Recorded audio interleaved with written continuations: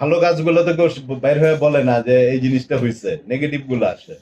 এর ভিতরে গতকালকে একজন মহিলা চিকিৎসকের উপরে আপনারা ভিডিও দেখছেন, একদম মানে স্ট্যান্ড নিয়ে একদম মানে মানে মানে খুবই উদ্ধত, মানে একদম মানে মানে অ্যাগ্রেসিভলি মানে মারতে যাওয়া, তাও তো আর এক পেশেন্টেরই ভদ্রলোক, আমি ওনাকে খুঁজতেছি পুরস্কৃত করার জন্য।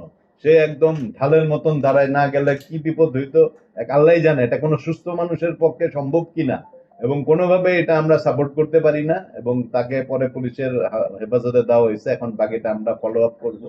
আর ইন্টারনেট এটা নিয়ে অবশ্যই সংক্ষুব্ধ। এছাড়াও ওনারা আরো অনেক কিছু বিষয় নিয়ে আমার সাথে আলাপ হয়েছে, সেগুলো ওনারা উন্নয়নমূলক, একটা হাসপাতালের সার্ভিস কিভাবে উন্নত হবে সেগুলো নিয়েও আমরা কাজ করব, কিভাবে বেটার হয়।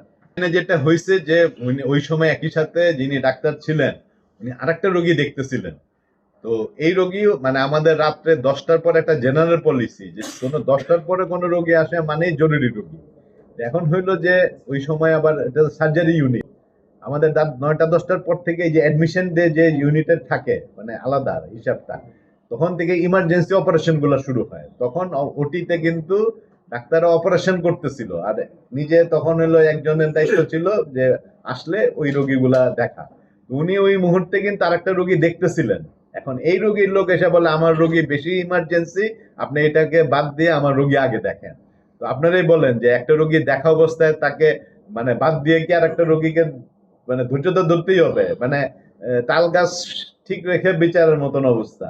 তো এটার কারণেই উনি সংক্ষুব্ধ হয়ে গেছেন, এবং মানে রিয়াকশনটা হয়েছে মানে এটা কোনোভাবেই আপনারাও নিশ্চয়ই যত অপরাধী হোক, যদি আমি মনে করি যে আমার অপরাধও হয়েছে, তারপরেও কি একজন সুস্থ সবল পুরুষ, একজন মহিলা, এবং ইনসিডেন্টালি উনি ফ্যামিলি পেতে ছিলেন।